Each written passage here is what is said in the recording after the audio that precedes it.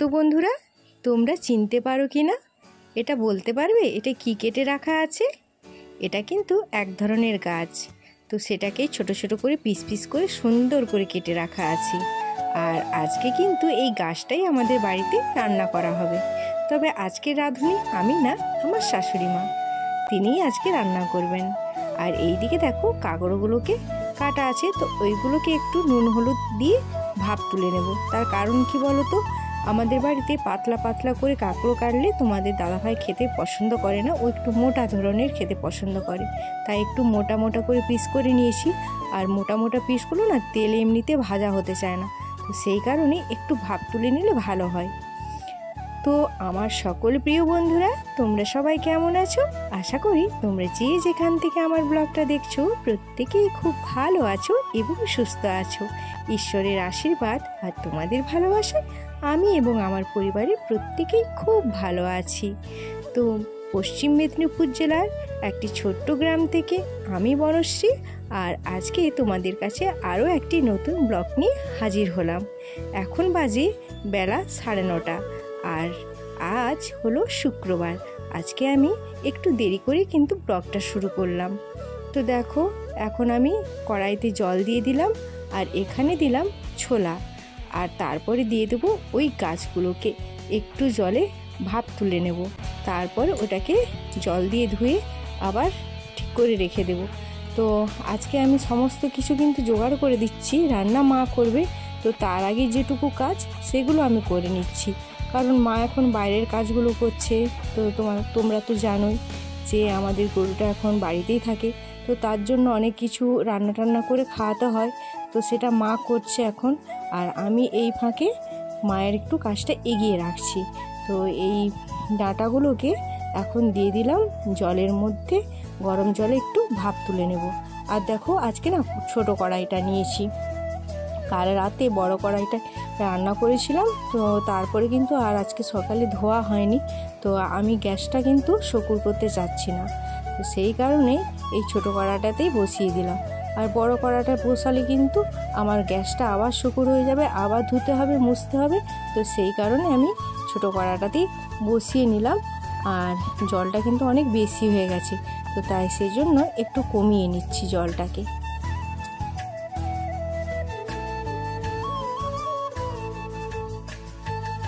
ভেবেছিলাম কড়াইটাতে হয়তো ধরবে না, কিন্তু দেখলাম ধরে গেল। যাই হোক, আমি ভাবছিলাম হয়তো সেই আমাকে গ্যাসটা শকুর করতেই হবে। তো দেখো এইভাবে কিন্তু একটু ভাপ তুলে নিচ্ছি, আর ডাঁটাগুলোকে একটু উপর নিচু করে দেব। তার কারণ কি বলো তো, উপরের দিকে তো জলটা পাচ্ছে না, তাই একটু উপর নিচু করে দিলে কিন্তু সবগুলোই ভালোভাবে সেদ্ধ হয়ে যাবে।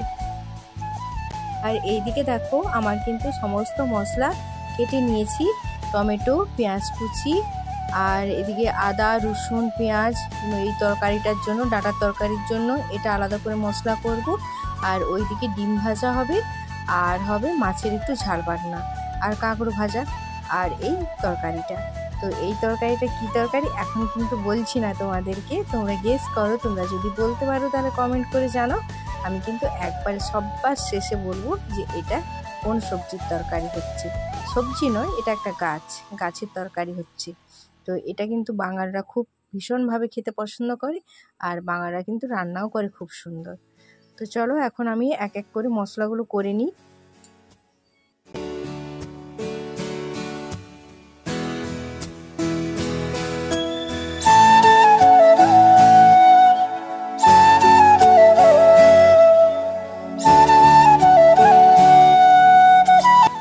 ওইদিকে আমার সমস্ত মশলা কিন্তু বাটা হয়ে গেছে, আর এইদিকে দেখো ডাঁটাটাও কিন্তু সেদ্ধ হয়ে গেছে। তো এটাকে এখন আমি জল ঝারিয়ে নেব। তো এটা কিন্তু এইভাবে সেদ্ধ করে রাখলাম, তার উপরে কিন্তু আবার জল দেব, জল দিয়ে ধুয়ে তারপরে আবার রাখবো এটাকে। এটা একটু ভালো করে ধুয়ে নিতে হয়। তো দেখো এদিকে কিন্তু আমি মশলাগুলো সব এক এক করে কুচিয়ে নিয়েছি। মশলা বাটা হয়ে গেছে, মশলার কৌটোগুলো এক এক করে সারি সারি করে সাজিয়ে রেখে দিয়েছি। আর এদিকে কিন্তু এই সেদ্ধটাও করে নিয়েছি, ডাটা সেদ্ধটাও এখানে নামিয়ে নিয়েছি।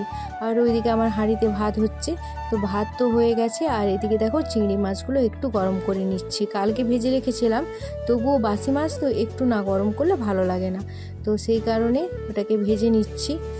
আর চিংড়ি মাছ না দিলে কিন্তু এই তরকারিটা স্বাদ লাগে না, তো চিংড়ি মাছ কিন্তু মাস্ট দিতেই হবে, না হলে ভালো লাগে না। তো যেহেতু চিংড়ি মাছ আসছে সেই জন্য মাকে বললাম, মা চিংড়ি মাছ আছে, আপনি এটা রান্না করুন। মা বললো ঠিক আছে, রান্না করে দেব। আর কি বলো তো, আমাদের এখানে বাজার তো অনেক দূরে, সবসময় সব জিনিসটা অ্যাভেলেবেল পাওয়া যায় না, মানে খেতে ইচ্ছা করলেও পয়সা থাকলেও কিন্তু তুমি খেতে পারবে না, এমনই অবস্থা। তো যেহেতু পেয়ে গেছি, আর এই বর্ষার সময়টা কিন্তু এই রান্নাটা আমাদের 1-2বার হয়, প্রত্যেকেই আমরা খাই, সবাই খেতে খুব ভালোবাসি।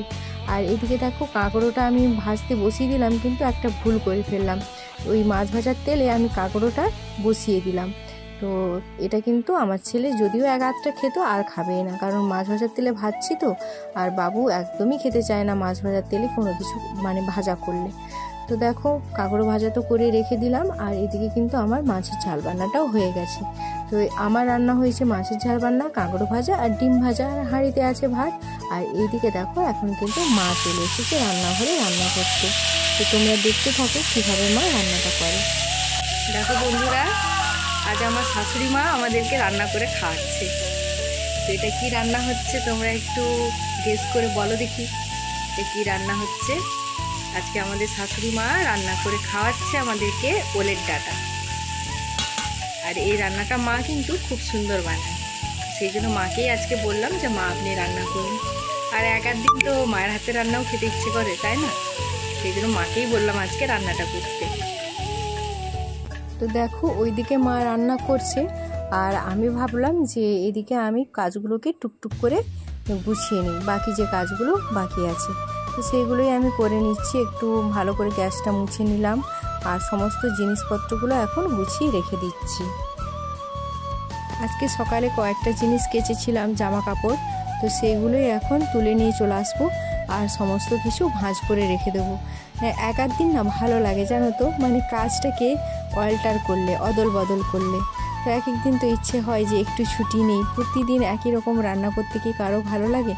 তো আজকে যেহেতু একটু আলাদা ধরনের রান্না হচ্ছে, আর সে কারণে মাকে বললাম যে আপনিই রান্না করুন।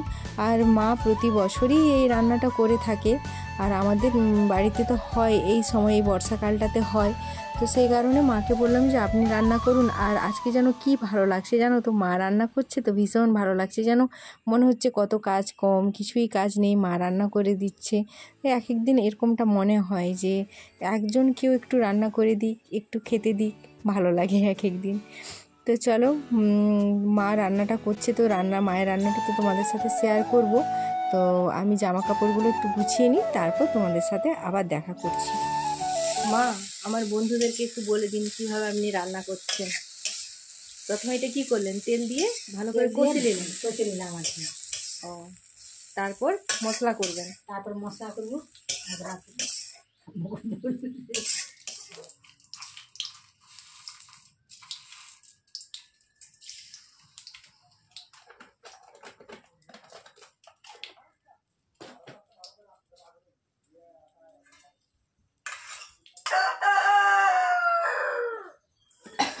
হিং কি দিবেন মা?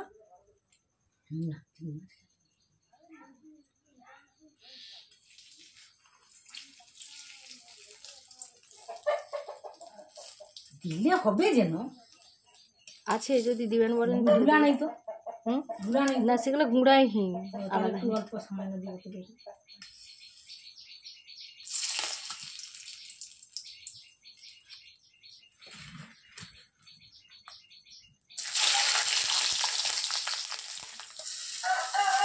কী দিলেন? আদা, রসুন, কাঁচা লঙ্কা, তেজপাতা, আর এটা হচ্ছে লঙ্কা গুঁড়ি আর হলুদ গুঁড়ি দিয়ে তারপরে আদাটা দিবেন। তারপরে আদাটা দিব, দিয়ে তারপরে ভালো করে কষিয়ে তারপরে মানে এটা দিয়ে দিবেন, হিঙারিটা, তেঁতুলটা। হ্যাঁ, তারপর ওল ডাঁটাগুলা তো বন্ধুরা, তোমরা দেখতে থাকো আমার শাশুড়ি মা কীভাবে রান্নাটা করছে। আর তোমরা সবাই কমেন্ট করে জানিও যে রান্নাটা কেমন হচ্ছে, সেটা তোমরা সবাই কমেন্ট করে জানিও প্লিজ। আমার কিন্তু কমেন্ট চাই।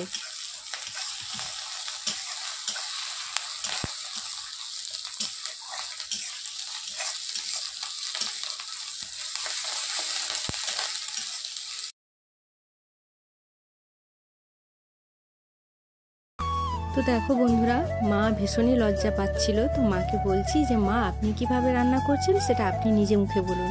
তখন মা আমাকে বলছে যে না বাপু, আমি এসব কথা বলতে পারবো না, তুমিই বলো। আর কি বলো তো, মায়ের তো অভ্যাস নেই।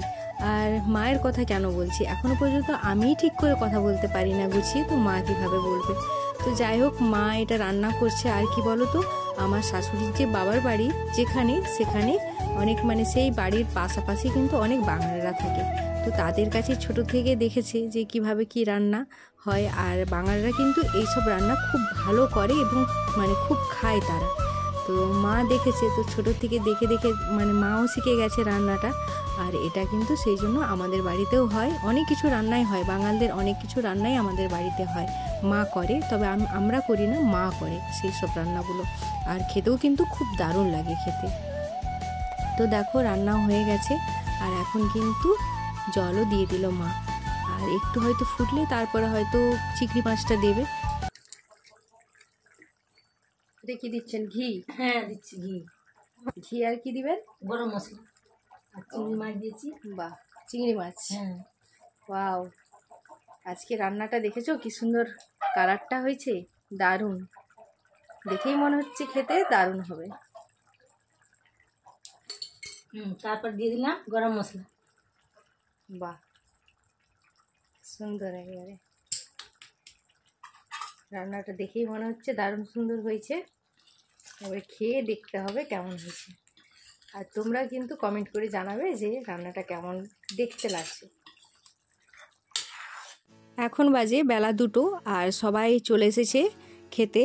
তো এখন সবাইকে খেতে দিয়ে দেবো। আর দেখো আমার তরকারির কালারটা কি হয়েছে দেখো। আমার নয়, সরি, আমার শাশুড়ি মা রান্না করেছে। তো পুরো একদম খাসি মাংসর মতো লাগছে ঝোলটা। দেখতেও যেমন হয়েছে, স্বাদও কিন্তু তেমনই হচ্ছিল। কেউ খাসি মাংসর তরকারিকে একধারে রেখে এটা খাবে, সত্যি বলছি। এইভাবে রান্না করে তোমরাও খেয়ে দেখবে, এত দারুণ লাগে খেতে, সে ভাবার বাইরে। সত্যিই খাসি মাংস কেউ খাবে না, সবাই ওই তরকারিটা দিয়ে ভাত খেয়ে নেবে, হাত চেটে পুটে খাবে, এত সুন্দরই রান্নাটা হয়।